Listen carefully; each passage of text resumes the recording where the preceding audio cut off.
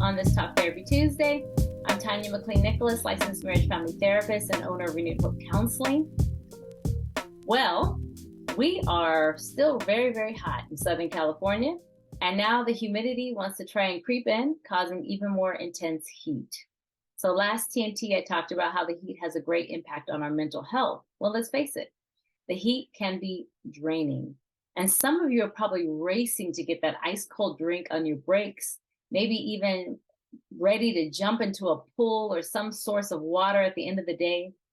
Also, you can feel refreshed. I love the word refresh. Just saying it sounds so cool and freeing.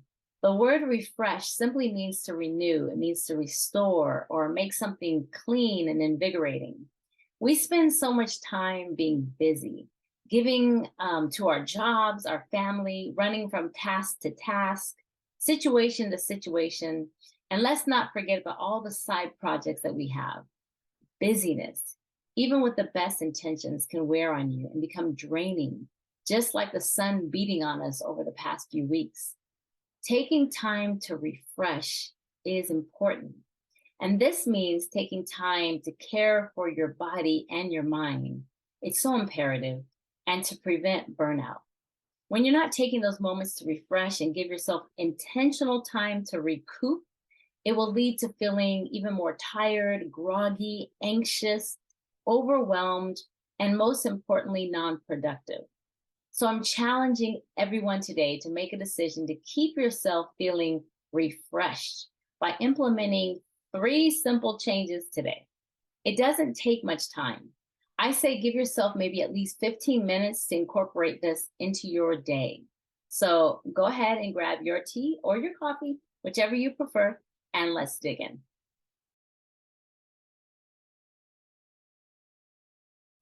It's great when you can hit the refresh button. Everything just kind of seems to work just a little bit better. Think about it. When you refresh your computer screens or your routers for your internet, everything just seems to work smoother and move a little bit quicker. And our bodies and our minds are not different. You've worked hard, you've moved from task to task, you met the deadlines or maybe not. But stopping to push the refresh button will help you to prevent exhaust and even overwhelm. You'd be surprised how a 15-minute refresher break can actually change the trajectory of your day and even your mood. So I'm going to give you 3 things that you can do today. Very simple. First, take a moment to meditate. I always say this, but this just means to stop and sit quietly with a clear mind for maybe about 15 minutes or less. You don't need that much time.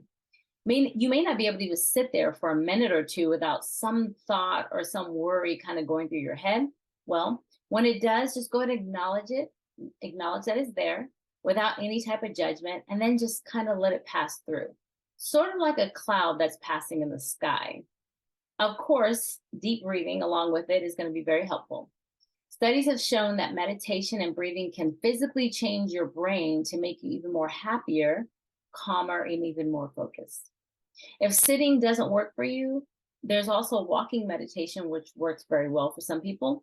Just find a quiet space and you kind of walk back and forth and pay attention to the experience of just walking, using your 5 senses to notice how your feet maybe feel on the ground, how the air feels against your skin, the smell of the air, and even the sounds that are kind of around you.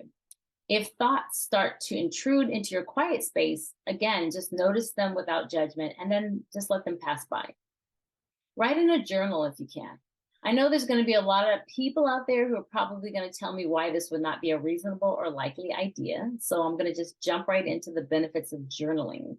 Writing down your thoughts helps you to clear your mind. You visually see your problems to better assist with problem solving, and it can be very relaxing, and it forces you to slow down your thoughts. A long-term benefit is you're able to go back and reference the ideas, the concerns, and even notice your growth over time. Use your own writing to encourage yourself. If you're worried about privacy, find a journal with a lock or a passcode to get inside. Maybe even create a passcode that you can use for your computer to protect your privacy. Finally, disconnecting from technology. You'd be surprised how easy it is to spend hours on technology, television, computers, cell phones, Studies continually show the use of these things can affect your sleep and can lead to depression. You'll know if you're spending too much time in this area when you find yourself losing track of your time, missing deadlines, or even just not following through with responsibilities. So do something for those 15 minutes or less that doesn't involve looking at a screen, like stretching, eating a delicious snack, maybe sipping on something very cold, listen to some music, call someone you love, or just embrace silence. We don't always have to find ways to fill empty spaces. And when we take those small moments to refresh during the day, we're more alive, we're more capable, we're more present, and we're better able to give our best to ourselves and even to others. Well, that's it for today. I hope you enjoyed your tea with tea on this Talk Therapy Tuesday. I'm Tanya McLean Nicholas, and I hope that you have a great day.